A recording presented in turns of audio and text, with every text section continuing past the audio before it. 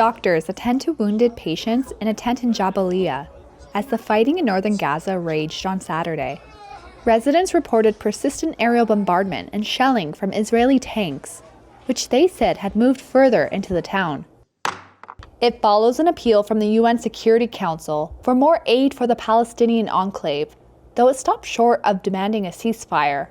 U.S. President Joe Biden spoke with Israeli Prime Minister Benjamin Netanyahu on Saturday about the situation in Israel and Gaza. I had a long talk with Netanyahu today, and it's a private conversation. While leaving for Camp David, Biden told reporters he did not ask Netanyahu for a ceasefire. Israel's main ally has kept up its support while expressing concern over the growing casualty toll and humanitarian crisis in Gaza. Netanyahu's office said in a statement, the Israeli leader, quote, made clear that Israel will pursue the war until all of its objectives are fully met.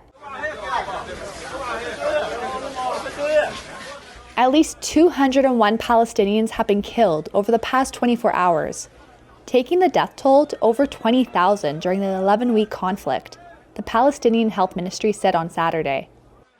Thousands more bodies are believed trapped under rubble. Hamas's armed wing said it had destroyed 5 Israeli tanks in the area, killing and injuring their crews after reusing 2 undetonated missiles launched earlier by Israel.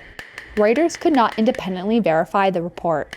Israel said more than 140 of its soldiers have been killed since it launched its ground incursion in response to an October 7 rampage by Gaza's ruling Hamas militants. 1,200 people were killed and 240 hostages were taken back into the enclave. Hamas said on Saturday it had lost contact with a group it said was responsible for 5 of the Israeli hostages due to Israeli bombardment. More than 100 hostages are still believed to be in Gaza.